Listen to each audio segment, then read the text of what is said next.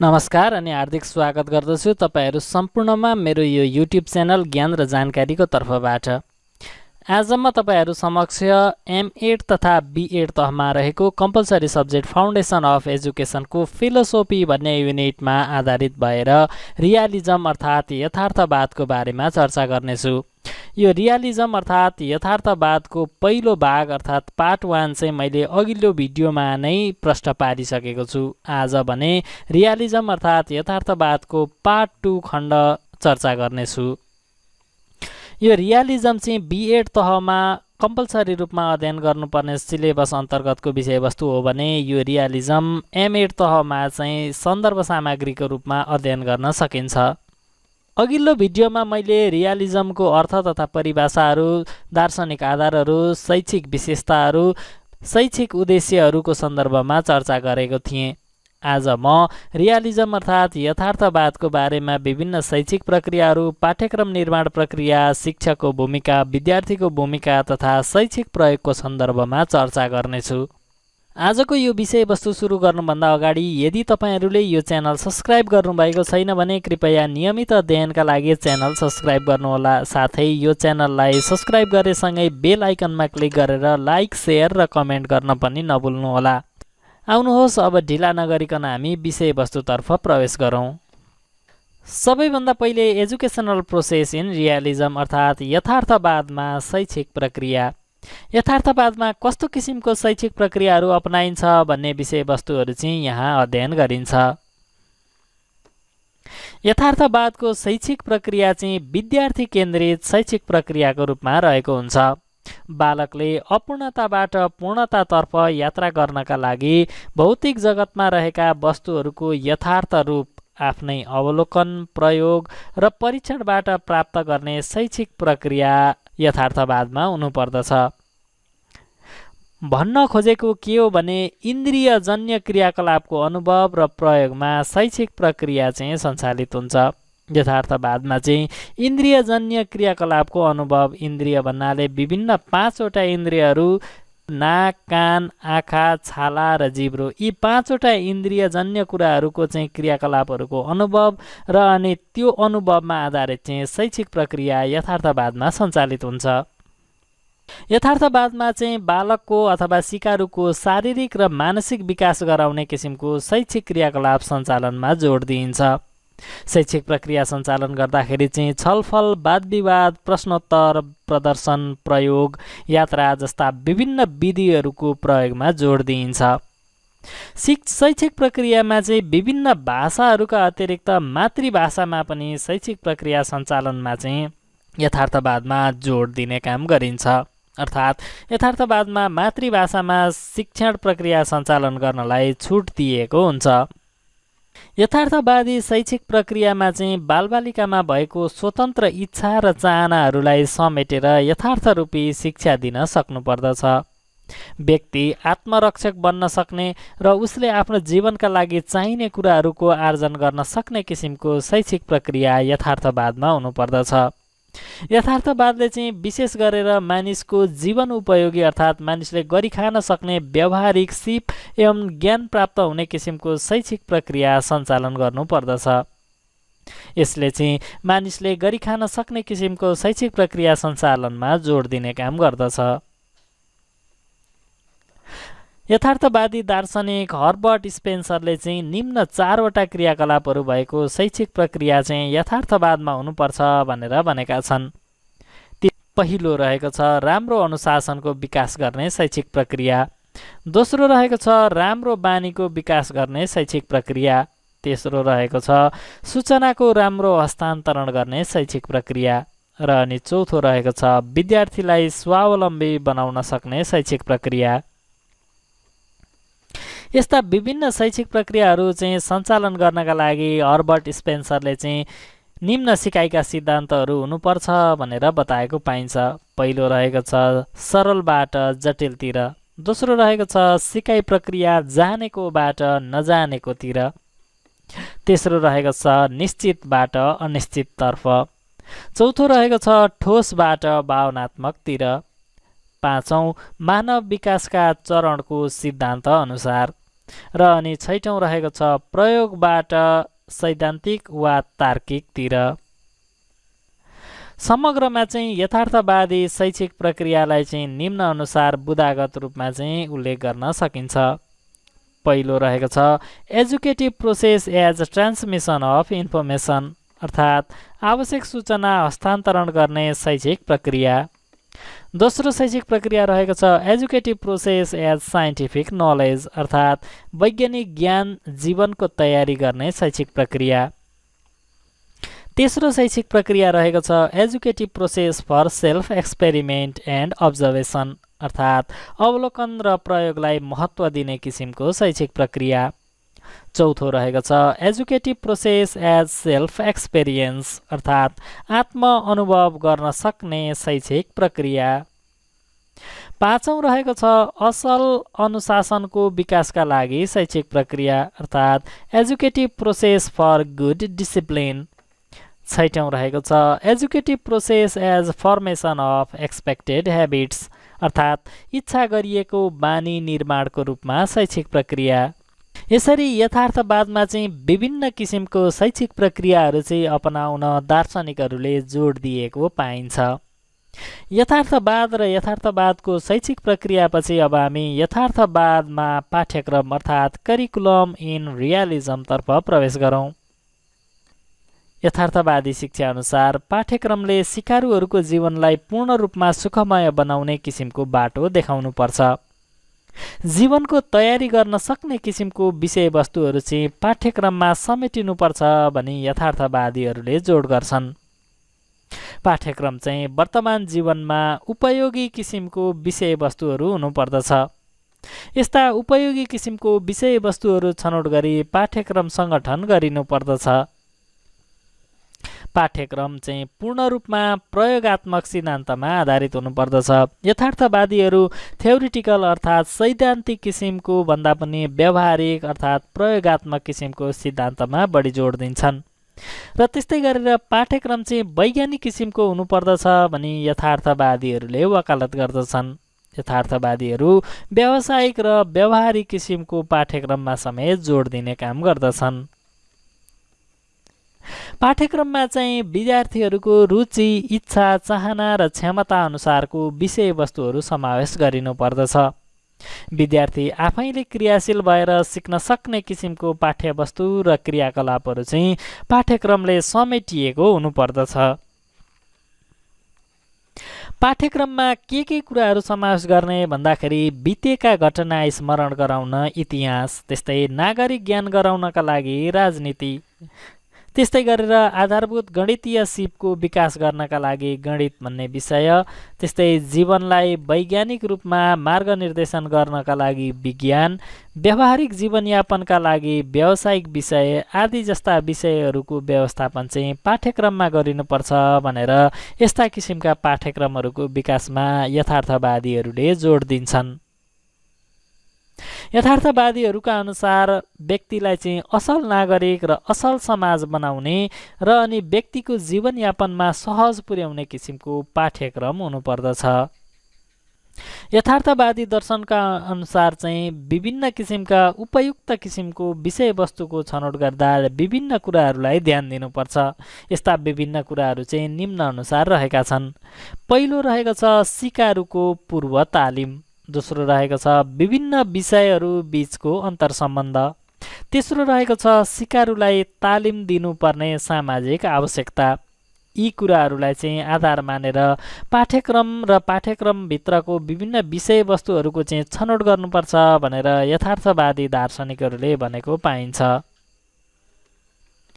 यस्ता विभिन्न पक्षहरूको यावत विश्लेषणबाट चाहिँ समग्रमा यथार्थवादी दर्शनले चाहिँ निम्न अनुसारको पाठ्यक्रमको व्यवस्था गरेको चाहिँ पाइन्छ। पहिलो रहेको छ बालकको रुचि, चाहना, अनुभव र बानीको विकास गर्ने किसिमको पाठ्यक्रम। दोस्रो उपयोगी तथा जीवनको वास्तविकतासँग सम्बन्ध विकास गर्ने किसिमको पाठ्यक्रम। तेस्रो रहेको छ वैज्ञानिक तथा विशिष्ट ज्ञानतर्फ उन्मुख गराउने। चौथो अवलोकन, प्रयोग र परीक्षण विधिमा जोड दिने। पाँचौं रहेको छ विषयवस्तुप्रति विद्यार्थीको चाख बढाउने र प्रेरणा दिने हुनुपर्ने किसिमको पाठ्यक्रम। छैटौं रहेको छ वर्तमान आवश्यकता, व्यावहारिकता र मातृभाषालाई समेत प्रोत्साहन दिने किसिमको पाठ्यक्रम। सातौं रहेको छ छलफल, वाद-विवाद, प्रश्नोत्तर, पुस्तकालय अध्ययन, खोज, अनुसन्धान, समस्या समाधान, यात्रा, सामाजिक सम्पर्क विधि र विभिन्न उपायहरू अपनाई शिक्षण प्रक्रिया सञ्चालन गर्न सकिने किसिमको पाठ्यक्रमहरू चाहिँ निर्माण भएको हुनुपर्छ भनेर यथार्थवादीहरूले पाठ्यक्रमको सन्दर्भमा व्याख्या गरेको पाइन्छ। यथार्थवादमा चाहिँ कस्तो किसिमको पाठ्यक्रम हुनुपर्छ भनेर माथि उल्लेखित विभिन्न पक्षहरू, विशेषताहरू वा कुराहरूलाई समेट्दै यस दर्शनले चाहिँ निम्न विषयहरूलाई चाहिँ पाठ्यक्रममा समावेश गर्नुपर्ने उल्लेख गरेको पाइन्छ। पहिलो विषय रहेको छ प्राकृतिक विज्ञानहरू। प्राकृतिक विज्ञानमा पनि भौतिक शास्त्र, रसायनशास्त्र, प्राणीशास्त्र, वनस्पतिशास्त्र आदि जस्ता विभिन्न विज्ञान विषयहरू चाहिँ समेटिएको हुनुपर्दछ। दोस्रो सामाजिक विज्ञानहरू। सामाजिक विज्ञानहरू अन्तर्गत भूगोल, इतिहास, समाजशास्त्र, मानवशास्त्र, संस्कृति, राजनीतिशास्त्र, अर्थशास्त्र आदि जस्ता विभिन्न सामाजिक विज्ञानहरू चाहिँ पाठ्यक्रममा समाविष्ट हुनुपर्दछ। तेस्रो रहेको छ आत्मविज्ञानहरू। आत्मविज्ञानमा दर्शनशास्त्र, धर्मशास्त्र, साहित्य, नीतिशास्त्र, मनोविज्ञान, कला, साहित्य, खेलकुद, व्यायाम आदि जस्ता विभिन्न आत्मविज्ञानहरू पाठ्यक्रममा चाहिँ समाविष्ट हुनुपर्दछ। त्यस्तै गरेर अर्को रहेको छ भाषा र गणित र अनि अर्को रहेको छ व्यावसायिक विज्ञानका विभिन्न किसिमका विषयवस्तुहरू। यस्ता विभिन्न किसिमका विषयवस्तुहरू चाहिँ पाठ्यक्रममा समाविष्ट हुनुपर्छ भनेर यथार्थवादी दार्शनिकहरूले चाहिँ भनेको पाइन्छ। यथार्थवादी दर्शन र अनि यथार्थवादी दर्शनको आधारमा कस्तो पाठ्यक्रम हुनुपर्छ भन्ने विविध विषयहरूको चर्चापछि अब म role of teacher in realism अर्थात् यथार्थवादमा चाहिँ शिक्षकको भूमिका कस्तो हुनुपर्छ भन्ने सन्दर्भमा चर्चा गर्न चाहन्छु। यथार्थवादमा चाहिँ शिक्षकहरूको भूमिका महत्त्वपूर्ण रूपमा लिएको हुन्छ। शिक्षकहरूको भूमिका महत्त्वपूर्ण रूपमा भए तापनि शिक्षकहरू सर्वेसर्वाको रूपमा भने रहँदैनन्। शिक्षकहरूलाई भन्दा विशेष गरेर विद्यार्थी वा सिकारुहरूलाई नै यथार्थवादमा बढी महत्त्व दिने काम गरिन्छ। विद्यार्थीको मनोभावना, रुचि, इच्छा, आकांक्षा, स्तर र क्षमताको आधारमा सिकाइ प्रक्रियामा एउटा सहयोगी व्यक्तिको रूपमा चाहिँ शिक्षकलाई यथार्थवादले लिएको छ। सिकारुलाई कुन बेला के सिकाउने, कसरी सिकाउने, कति सिकाउने, कुन कुन विषयमा दक्षता हासिल गराउने आदि कुराहरू बुझ्न सक्ने किसिमको आदि कुराहरूको आधारमा चाहिँ शिक्षण गर्न सक्ने किसिमको व्यक्तिको रूपमा शिक्षक रहनुपर्छ भनेर यथार्थवादले व्याख्या गरेको पाइन्छ। शिक्षकहरू चाहिँ नैतिक र बौद्धिक रूपमा प्रतिष्ठित र उदाहरणीय व्यक्तित्वको रूपमा रहनुपर्छ। वैज्ञानिक पद्धति अनुसार शिक्षण गर्न सक्ने एउटा कुशल र मानवीय व्यक्तित्वको रूपमा शिक्षक रहेका हुन्छन्। वर्तमान जीवनको बारेमा पूर्ण ज्ञान प्राप्त गरेको तथा वर्तमान आवश्यकतालाई समेत पहिचान गर्न सक्ने व्यक्तिको रूपमा शिक्षक रहनुपर्दछ। यस्तो भयो भने विद्यार्थीहरूले पनि आफ्नो वर्तमान जीवनलाई चाहिँ सुखमय तरिकाले र व्यावहारिक विषयका विभिन्न किसिमका ज्ञानहरू प्राप्त गर्न सक्षम हुन्छन् भनेर यथार्थवादी दर्शनले भनेको पाइन्छ। समग्रमा यथार्थवादी शिक्षकको भूमिकालाई चाहिँ निम्न अनुसार बुदागत रूपमा उल्लेख गर्न सकिन्छ। पहिलो भूमिका रहेको छ creator of appropriate learning environment अर्थात् उपयुक्त सिकाइ वातावरणको सिर्जनाकर्ता। दोस्रो शिक्षकको भूमिका रहेको छ टु डेभलप गुड ह्याबिट्स अर्थात् विद्यार्थीमा असल बानीको विकास गराउनु। तेस्रो शिक्षकको भूमिका रहेको छ as a group leader of learning group अर्थात् सिकाइ समूहको नेताको रूपमा शिक्षक। चौथो रहेको छ इन्ट्रोड्युसर अफ रियल वर्ल्ड अर्थात् वास्तविक संसारको परिचयकर्ता। पाँचौं शिक्षकको भूमिका रहेको छ decider of knowledge and skills that the child should learn अर्थात् बालकले के ज्ञान र सिप सिक्नुपर्ने हो त्यसको निर्णयकर्ताको रूपमा शिक्षक चाहिँ रहेको हुन्छ। छैटौं रहेको छ टु डेभलप लर्नर्स क्यापेसिटी अर्थात् विद्यार्थीको क्षमताको विकास गर्नु। सातौं रहेको छ as a helper and guider अर्थात् सहयोगी र सहायक र मार्गदर्शकको रूपमा चाहिँ शिक्षक रहेको हुन्छ। आठौं रहेको छ टु डेभलप गुड ह्याबिट्स अर्थात् विद्यार्थीहरूमा चाहिँ असल बानीको विकास गराउनु। नवौं शिक्षकको भूमिका रहेको छ to maintain the role of research person अर्थात् स्रोत व्यक्तिको रूपमा भूमिका निर्वाह गर्नु।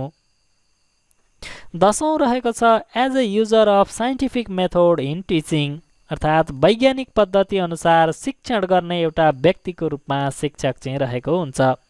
यसरी यथार्थवादमा चाहिँ शिक्षकले महत्त्वपूर्ण भूमिका निर्वाह गर्ने काम गर्दछन्। शिक्षकले विशेष गरेर सहयोगी, मार्गदर्शक, पथ प्रदर्शक र अनि विद्यार्थीहरूको सिकाइ समस्यालाई चाहिँ समाधान गर्ने एउटा व्यक्तिको रूपमा शिक्षकले विशेष कार्य गर्नुपर्ने हुन्छ।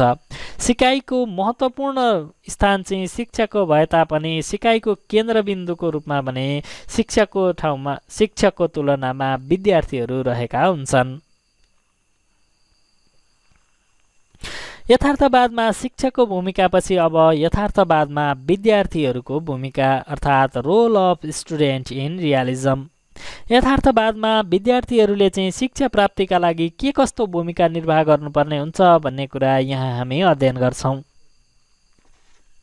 अघि नै भनिसकियो कि यथार्थवादी शिक्षाको चाहिँ केन्द्रबिन्दुको रूपमा विद्यार्थी रहेका हुन्छन् अर्थात् शैक्षिक प्रक्रियाको केन्द्रबिन्दुको रूपमा विद्यार्थी रहेका हुन्छन्।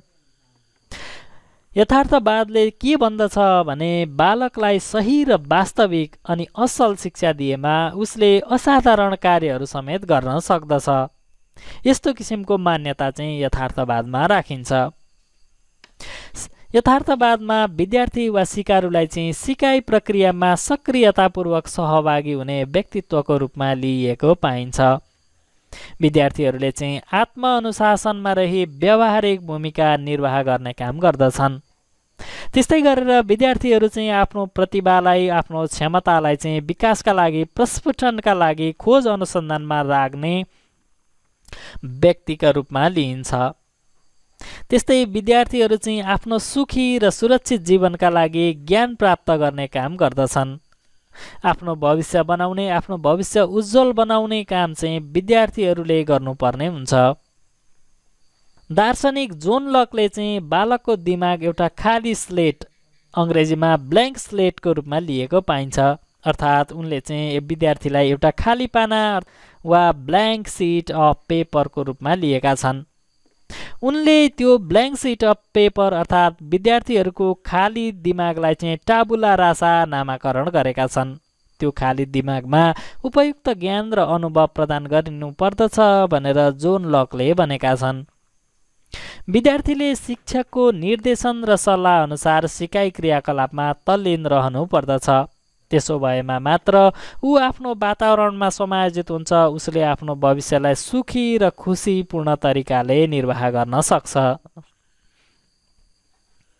समग्रमा यथार्थवादमा विद्यार्थीहरूको भूमिकालाई चाहिँ निम्न अनुसार बुदागत रूपमा उल्लेख गर्न सकिन्छ। पहिलो भूमिका रहेको छ active to obtain the real knowledge of the world अर्थात् वास्तविक संसारको ज्ञान प्राप्त गर्न अग्रसर वा सक्रिय भूमिका। दोस्रो रहेको छ active to find out and discover new things अर्थात् नयाँ नयाँ कुराको खोज एवं अन्वेषणात्मक कार्यमा सक्रिय व्यक्ति। तेस्रो रहेको छ as a centre point of learning अर्थात् सिकाइको केन्द्रबिन्दुको रूपमा विद्यार्थी। Active in learning by doing with self experience अर्थात् अनुभवको आधारमा आफैले गरेर सिक्ने कार्यमा प्रयत्नशील। पाँचौं विद्यार्थीको भूमिका रहेको छ to readiness to be good and successful citizen अर्थात् असल र सफल नागरिक बन्न तत्परता देखाउनु। छैटौं भूमिका रहेको छ to emphasis on recent needs to make pleasure life अर्थात् जीवन चाहिँ सुखमय एकदम आनन्दित बनाउन वर्तमान आवश्यकतामा जोड दिने व्यक्तिको रूपमा। सातौं रहेको छ emphasis on practical education rather than bookish knowledge अर्थात् किताबी ज्ञान मात्र नभई प्रयोगात्मक शिक्षामा समेत जोड दिनु। 8औं रहेको छ role of student to adjust in the society, अर्थात् सामाजिक समायोजन गर्ने विद्यार्थीको भूमिका। यसरी यथार्थवादमा चाहिँ विद्यार्थीहरूको भूमिका चाहिँ एकदम महत्त्वपूर्ण रहेको हुन्छ। विद्यार्थीहरू सिकाइ प्रक्रियाको केन्द्रबिन्दुमा रहन्छन् भने आफ्नो भविष्यको निर्माण गर्ने एउटा सक्रिय सहभागीको रूपमा विद्यार्थीहरू चाहिँ रहेका हुन्छन्।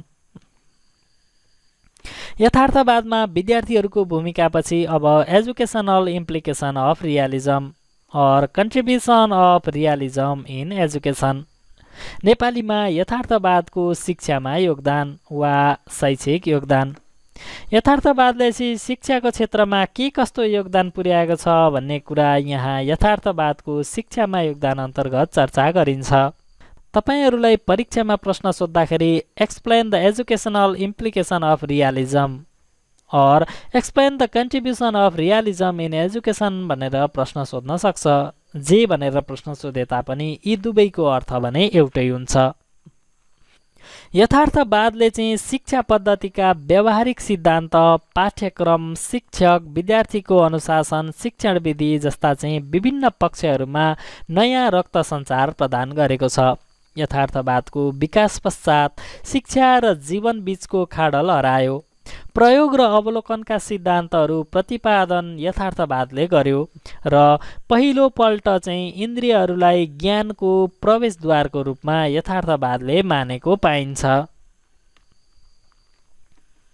यथार्थवादले चाहिँ शिक्षाको उद्देश्य तयार पार्न, पाठ्यक्रम निर्माण गर्न, शिक्षक र विद्यार्थीको भूमिका आदिको सन्दर्भमा महत्त्वपूर्ण योगदान पुर्याएको छ, जुन योगदानहरूलाई चाहिँ निम्नानुसार बुदागत रूपमा उल्लेख गर्न सकिन्छ। पहिलो, यथार्थवादी दर्शनको शैक्षिक प्रयोग रहेको छ, शिक्षालाई व्यावहारिक र उपयोगी बनाउने कुरामा जोड। दोस्रो रहेको छ पाठ्यक्रममा वैज्ञानिक विषयवस्तुहरूलाई प्रमुख स्थान। तेस्रो रहेको छ शिक्षालाई जीवन उपयोगी र व्यावहारिक बनाउने प्रयास। चौथो, यस दर्शनको दृष्टिकोण अनुसार शिक्षामा चाहिँ प्रयोगात्मक ज्ञानको प्रयोग, विकास र विस्तारमा चाहिँ जोड दिन थालिएको पाइन्छ। पाँचौं शैक्षिक प्रयोग रहेको छ मानव जीवनको वर्तमान आवश्यकतालाई ध्यान दिँदै व्यक्तिलाई गरिखान सक्ने किसिमको व्यावसायिक र प्राविधिक शिक्षा पद्धतिमा चाहिँ जोड दिएको पाइन्छ। छैटौं रहेको छ विद्यार्थीमा आत्मअनुशासन र आत्मानुभव गरी शिक्षालाई व्यवहारमा लागू गर्ने प्रणालीको विकास र विस्तार गरेको। सातौं शैक्षिक प्रयोग रहेको छ भौतिकवादी चिन्तन र शिक्षा प्रणालीको सुरुवातमा चाहिँ यस दर्शनले महत्त्वपूर्ण योगदान दिएको छ। आठौं, यस दर्शनले शिक्षाको विश्वव्यापी सङ्गठनलाई समर्थन गर्छ र औपचारिक तथा अनौपचारिक शिक्षाका साधन प्रयोग गर्न जोड दिएको छ, जुन चाहिँ आज पनि हामी प्रयोग गरिरहेकै छौँ। नौं शैक्षिक प्रयोग रहेको छ यस दर्शनले आगमनात्मक विधिलाई बढी जोड दिएको छ भने विभिन्न वैज्ञानिक शिक्षण विधिहरू समेत उल्लेख गरेको छ, जुन चाहिँ आजको समयमा उत्तिकै सान्दर्भिक किसिमका रहेका छन्। 10औं शैक्षिक प्रयोग रहेको छ शिक्षालाई सामाजिकीकरण प्रक्रियाको रूपमा लिने र सो अनुसारको व्यवहार गर्ने योगदान आदर्शवादी दर्शनको रहेको छ। यसरी आज हामीले यथार्थवादको विभिन्न पक्षहरूको बारेमा चर्चा गर्यौं। आज हामीले यथार्थवादको शैक्षिक प्रक्रिया, यथार्थवादमा पाठ्यक्रम निर्माण, यथार्थवादमा शिक्षकको भूमिका, विद्यार्थीको भूमिका र अनि शैक्षिक प्रक्रियामा अथवा शिक्षामा चाहिँ यथार्थवादको योगदानको सन्दर्भमा चर्चा गर्यौं। आजको यो अनलाइन कक्षा तपाईहरूलाई कस्तो लाग्यो? कुनै अस्पष्टता नबुझ्नु भएको अथवा कुनै समस्या भएमा कृपया कमेन्ट बक्समा कमेन्ट गर्नुहोला। त्यस्तै गरेर तपाईहरूले यो च्यानल सब्स्क्राइब गर्नुभएको छैन भने कृपया च्यानल सब्स्क्राइब गरी लाइक, सेयर र कमेन्ट गर्न समेत भुल्नुहुने छैन भन्ने विश्वास व्यक्त गर्दै आजको यो कक्षाबाट म पनि बिदा हुन चाहन्छु। अर्को कक्षामा तपाईँ हाम्रो फेरि पनि भेट हुने नै छ। त्यतिन्जेलका लागि हवस् त, धन्यवाद, नमस्कार, जय मातृभूमि।